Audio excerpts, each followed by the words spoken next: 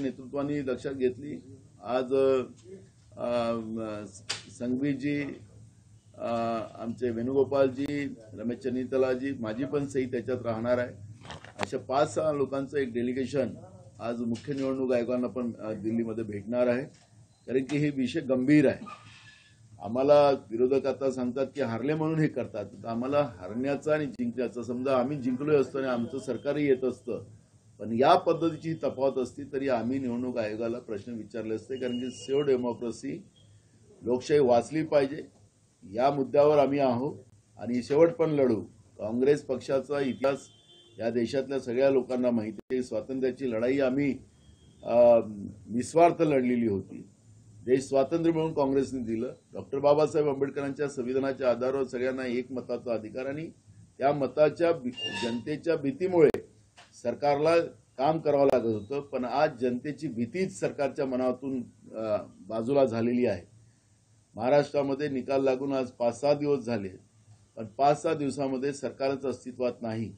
शेतकऱ्यांचे प्रश्न अजूनही, त्यांचा कापूस खरेदी केला जात नाही, सेंटर सुरू झाले नाहीत, धानाच्या खरेदी केंद्र सुरू झाले नाहीत, सोयाबीन खरेदी केंद्र सुरू झाले नाहीत, शेतकऱ्यांना वाऱ्यावर सोडण्याचं काम झालं। मोठ्या प्रमाणात आत्महत्या शेतकऱ्यांच्या वाढत चाललेल्या आहेत। तरुणांच्या नोकऱ्यांचा प्रश्न आहे।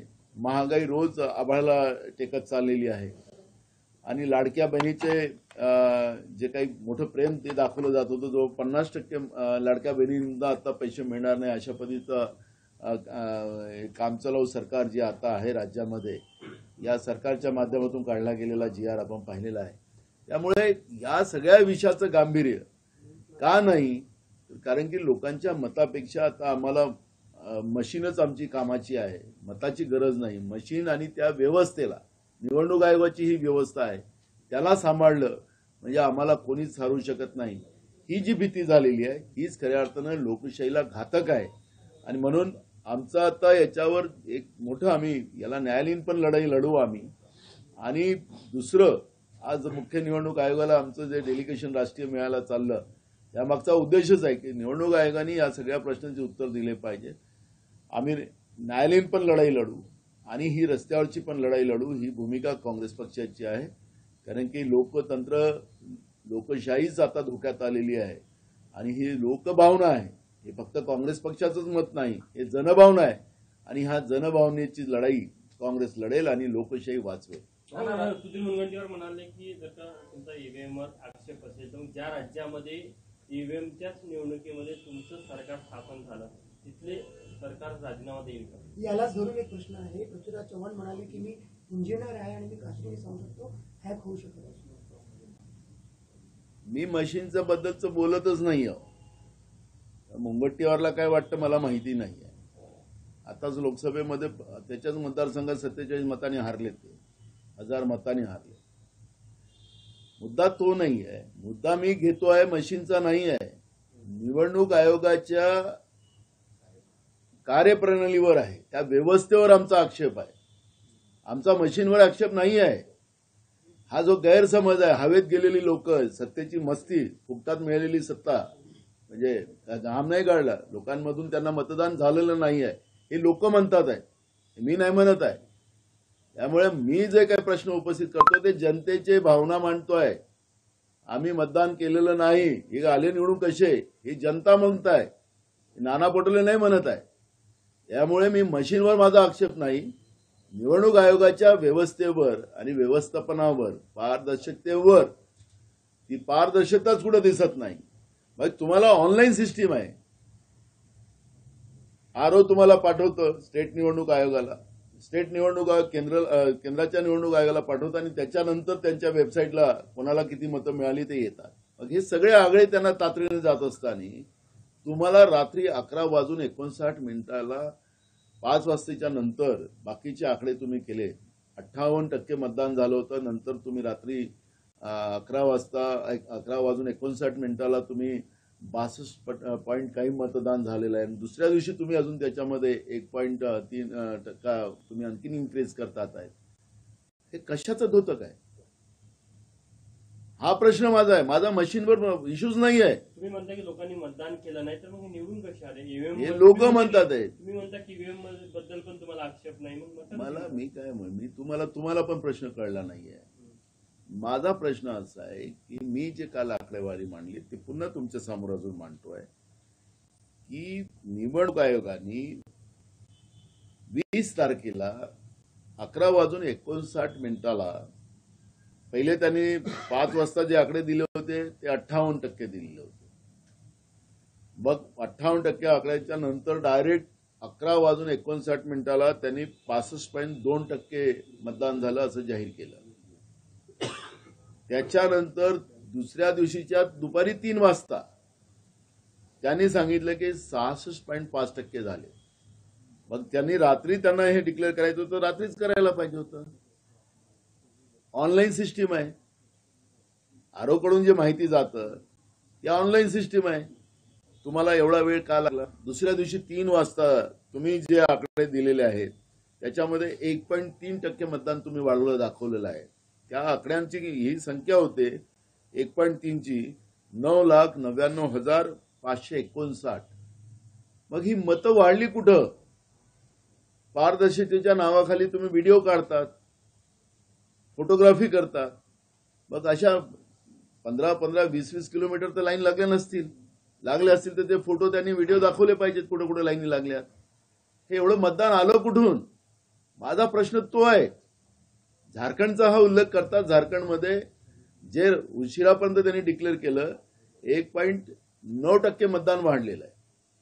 मग महाराष्ट्रामध्ये 7.5% मतदान कसं वाढलं? मी गोळ्याचा आता त्याच्यावर येतो, नंतर येईल डिटेल त्याच्यामध्ये. माझं निवडणूक आयोगाला जे माझे प्रश्न आहे, माझाच नाही तर राज्यातल्या प्रत्येक जनतेचा अधिकार आहे. तुम्ही या संदर्भात जन आंदोलन आम्ही सांगितलं ही आता आमची प्रक्रिया सुरू झालेली आहे.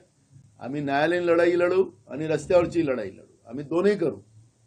हे जो घोळ चाललेला आहे, लोकशाही संपवण्याचं पाप स्वतः निवडणूक आयोग करत असेल कदापि हे सहन केलं जाणार नाही. काँग्रेस ही लढाई आणि जनतेचा आवाज आणि लोकशाही वाचवण्यासाठी काँग्रेस लढेल, ही भूमिका आमची आहे. हे कोण गट्टीवार वगैरे काय काय बोलतात, आम्हाला मशीनचा आक्षेप नाही. आमचा निवडणूक आयोगाच्या व्यवस्थेचा आक्षेप आहे. कमी ऐकायचं आणि जास्त बोंबलायचं त्यांची ती सवय आहे. त्यामुळे मला त्याच्यावर जायचं नाही, त्यांच्या विद्वत्तेवर जायचं नाही. माझा प्रश्न निवडणूक आयोगाला आहे आणि निवडणूक आयोगाने माझ्या प्रश्नाचं उत्तर, महाराष्ट्राच्या जनतेच्या प्रश्नाचं उत्तर दिलं पाहिजे, ही मागणी आमची आहे. काल अनेक चॅनलनी डिबेट केला.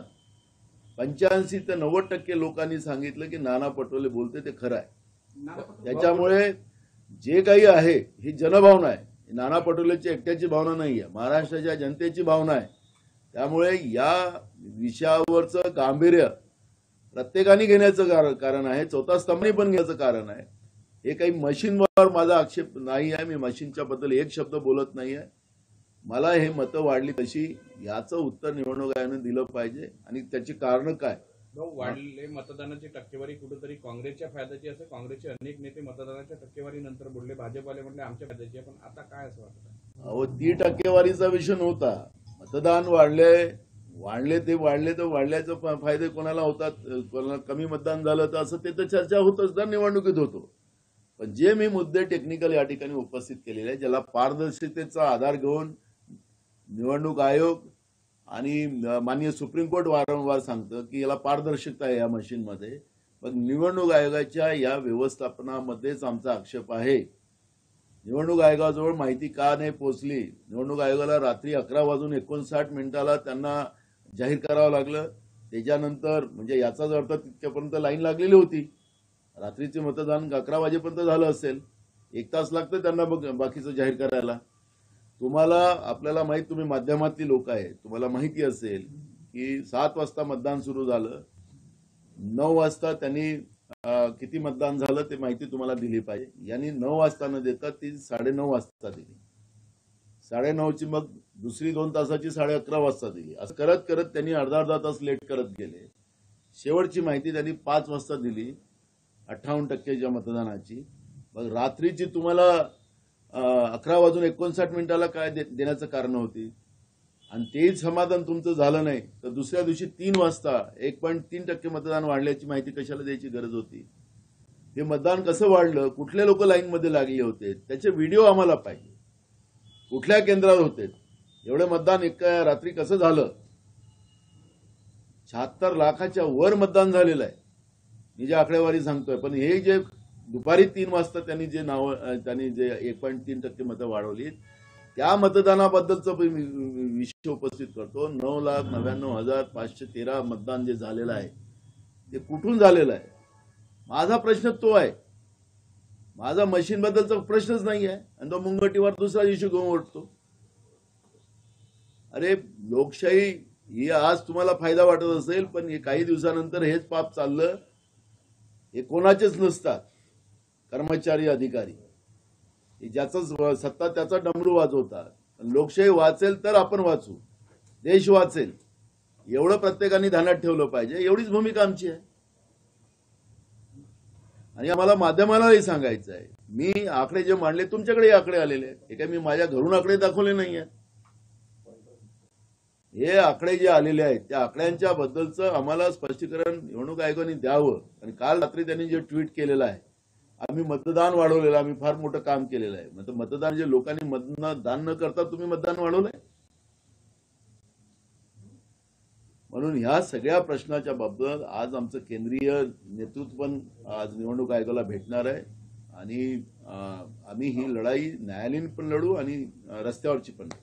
माहितीने बटिंग तो कटिंग असे मुद्दे ते जाऊ द्या, त्या आम्हाला त्या विषयावर आज बोलायचं नाही. मुस्लिम मतदार आम्हाला त्या विषयावर बोलायचं नाही आहे. भाऊ, आपण कार्यप्रणालीवर निवडणूक आयोगाचा प्रश्न विचारलाय, तर दुसरीकडे काँग्रेसमधूनच तुमच्या कार्यप्रणालीवर प्रश्नचिन्ह उपस्थित करताय. बंटी शेळके यांनी आपल्यावर आरोप केले आरएसएसचे एजंट असल्याची काय प्रतिक्रिया? त्याचा नंतर मी करेल. मी आज विषयावर कुठल्या विषयावर आहो, मी माझा विषय लोकशाही वाचवण्याचा आहे. ते संघटनेतला विषय आहे. त्याचं काय करायची औषध नंतर करू आपण.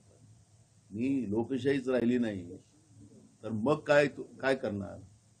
मी लोकशाही वाचवायचा विषयावर चर्चा करतोय. माध्यमांनी हे गांभीर्य लक्षात घेतलं पाहिजे. माध्यम हे आकडे, मी आकड्यावर जातोय, निवडणूक आयोगाचे आकडे आहेत, माझे नाही. आणि म्हणून मी तुम्हाला सांगत आहे की या आकड्यावर जिथपर्यंत कोण कुठल्या याच्यात राहतात. आज भाजपमध्ये जवळपास पार्लमेंटमध्ये 65% लोक काँग्रेसचेच आहेत. त्या विषयावर मला आत्ता जायचं नाहीये. मी लोकशाही वाचवण्याच्या या गांभीर्यावर या ठिकाणी आज महाराष्ट्रामध्ये खूप सारे काँग्रेसचेच लोक त्यांनी पक्षात घेतले आणि त्यांना आमदार केलं. तो त्या मुद्द्यावर आज मला जायचं नाहीये. त्याच्यावर चर्चा आपण नंतर करू. लोकशाही वाचेल तर देश वाचेल. आज लोकशाही धोक्यात आलेली आहे. कुंपणच शेत खाते आहे. निवडणूक आयोगच कुंपण आहे, तेच शेत खाऊन राहिलेलं आहे. आणि हे गंभीर प्रश्न आहे. या गंभीर प्रश्नावर या सगळ्या चिल्लरबाजीच्या व्यवस्थेमध्ये जाण्यापेक्षा माध्यमांनी मी जे तुमच्या माध्यमातून निवडणूक आयोगाला, म्हणून निवडणूक आयोगाने काल रात्री पुन्हा ट्विट केलं की आम्ही वाढवलं. मी त्यांना विचारतोय ना की तुम्ही दुपारी 3 वाजता 1.3% मतदान वाढवलं, 9,99,359 मतं वाढली. ते कुठून वाढली, कुठल्या काय तुम्ही त्याची नोंद कुठून आणली? हे प्रश्न तर विचारलेच पाहिजे ना. याचं उत्तर तर मिळालं पाहिजे. नाही तर तुमच्या मताचा अधिकार काय? तुम्ही म्हणता की मशीन राहिली तर तिला कोणी कॅप्चर करू शकत नाही वगैरे. सुप्रीम कोर्टाचे अनेक निर्णय त्याच्यामध्ये आहे. निवडणूक आयोगाने आपली भूमिका सुप्रीम कोर्टात मांडलेली आहे. मग आता ते तुम्हीच कॅप्चर करून राहिलेत ना. ते तुम्ही कॅप्चर केलेले मत आहेत. तुम्ही आपल्या हाताने ठप्पे मारलेत का? बटना दाबल्यात का? हे अनेक प्रश्न या ठिकाणी निर्माण झालेले आहेत. या प्रश्नाच्या गांभीर्याला सगळ्यांनी समजलं पाहिजे. माध्यमांनाही माझी विनंती आहे की हा इश्यू गंभीर आहे. हा हारण्याचा आणि जिंकण्याचा इश्यू नाही आहे. हा इश्यू या लोकशाहीला वाचवण्याचा आहे. निवडणूक आयोग हे पारदर्शक नाही असा माझा दावा आहे, आरोप नाही. आणि म्हणून या सगळ्या गोष्टीची सखोल चौकशी व्हायला पाहिजे. माननीय सुप्रीम कोर्टाने सुमोटो या सगळ्या विषयाचं दखल घेतली पाहिजे. ही भूमिका आमची आहे, हारण्या जिंकण्याची नाही. 2 वर्ष त्यांना लागले अपात्र आमदार करायला, अजून नाही झाले. निकाल दुसऱ्या निवडणुका लागल्या पण ते 2 तासात निपटवलं त्यांनी. पण गांभीर्य हे जे आहे ते गांभीर्य आम्ही माननीय सुप्रीम कोर्टाचा एक नागरिक म्हणून, एक काँग्रेस पक्षाचा अध्यक्ष म्हणून नाही, एक नागरिक म्हणून मी हाक मारतो आहे. सुप्रीम कोर्टाने दखल घेतली पाहिजे की हे आकडे कसे वाढले. ऑनलाईन सिस्टीम आहे, काही याच्यानंतर जात नाही टेलिफोनिक. पहिल्याच्या काळात जायचे टेलिफोनिक, आता तर सगळं ऑनलाईन सिस्टीम आहे. मग हे एवढा उशीर लागण्याचं कारण काय, दुसऱ्या दिवशी आकडे देण्याची कारणं काय, सगळे प्रश्न आहेत. कुठेही नव्हत्यात त्याचे व्हिडिओज दाखवले पाहिजेत. मी हरलेल्या सगळ्या आमदारांची काल मिटिंग घेतली, त्यांना विचारलं तुमच्या मतदारसंघात किती वाजेपर्यंत मतदान झालं. ते कोणी 7 वाजतापर्यंत संपलं, कुठले 8 वाजता संपलं, संपलं मतदान. हे जवळपास रात्री 12 वाजे तुम्हाला आकडे देण्याची कारणं काय, 10 वाजता का नाही दिलेत. नाही, लोकसभा निवडणुकीचा तोच निवडणूक आयोग होता, विधानसभा निवडणुकीची तेच प्रोसेस होती. तुम्ही जे अर्धा तास लेट जे म्हणताय की 9 वाजताची आकडेवारी 9:30 पर्यंत, तीच प्रोसेस त्यावेळेसही होती. मी तुम्हाला 2 राज्यातल्या निवडणुका एकसोबत झाल्या, झारखंडमध्ये झाल्या. इथं 1.5% मतं वाढली फक्त, इथं 7.5% मतं कशी वाढली. मतदान झालं. दोन्ही राज्यातलं तुम्हाला फरक सांगतोय. तिथे 9-10% वाढायला पाहिजे होते, तिथे 5-6% वाढायला पाहिजे होते. होतात मागं पुढे होतात ना, आम्ही मान्य करतो. लोक लाईन मध्ये लागले राहतात, काही ठिकाणी होते. पण 7.6% मतदान तुम्हाला रात्रीपर्यंत 76 लाख मतदान झालेलं आहे. हे सगळ्यांची टोटल लावली. मग एवढी लाईन कुठे लागली होती. आता तुम्ही माध्यमात तुमचे कॅमेरे फिरत होते, तुमच्याजवळ असेल व्हिडिओ दाखवा की रात्री 12 वाजेपर्यंत मतदान झालं. 10 किलोमीटर लाईन लागलेली होती, 5 किलोमीटर लाईन लागलेली होती. तुम्ही तरी दाखवा पुरावा. बूथ कॅप्चरिंग निवडणूक आयोग करतोय का आता, हा प्रश्न निर्माण झालेला आहे. हा माझ्या प्रश्नाचा महत्वाचा मुद्दा आहे. वो हिंदी में जानना चाहेंगे, आपने चुनाव आयोग पे आक्षेप उठाया है, कुछ परसेंटेज भी बढ़े हैं, क्या कहेंगे इस पूरे मामले में और आगे की भूमिका क्या रहेगी? देखो, ये चुनाव आयोग ने जिस तरह से ये चुनाव प्रक्रिया में ही गड़बड़ की है और एक तरफ बूथ कैप्चरिंग की है, ये मेरा आरोप नहीं है, वास्तविकता है. जो चुनाव आयोग के आंकड़े जो है, उस आंकड़ों के आधार पे ये दिखाया जा रहा है कि 20 तारीख को पूरा वोटिंग होने के बाद, और ये ऑनलाइन सिस्टम है, तो ऑनलाइन सिस्टम में आधे घंटे 2 घंटे के डिफरेंस में उनको आखिरी की काउंटिंग देना जरूरी था. लेकिन उन्हें रात के 11:59 पर उन्हें जो वोटिंग हुई उसके आंकड़े दिए, उसमें 65.2% वोटिंग हुआ है, ऐसा दिखाया है. चुनाव आयोग उसमें शांत नहीं बैठी. चुनाव आयोग ने दूसरे दिन दोपहर में 3 बजे उन्हें उसमें इफाजा किया, इंक्रीज किया कि 66.5% मतदान किया, यानी उसका बढ़ोतरी होगी 1.3%. उसका अगर एवरेज अपन बनाते हैं तो 9,99,359 वोट बढ़ गए दोपहर में 3 बजे, और उन लोगों ने दूसरे दिन दिया है वो आंकड़ा. तो इसका तो हम तो इस इलेक्शन कमीशन से जवाब तो लेके रहेंगे, और जवाब तो देना ही पड़ेगा उनको. ये भूमिका हमारी है. आखिर ये लोकतंत्र की ये बात है. माननीय सुप्रीम कोर्ट में ये प्रकरण लगा था अभी 2 दिन पहले, तो माननीय सुप्रीम कोर्ट ने 2 घंटे में ईवीएम मशीन का रिजल्ट दे दिया. लेकिन महाराष्ट्र में अपात्र विधायकों का निर्णय देने को 2 साल लग गए. तो मैं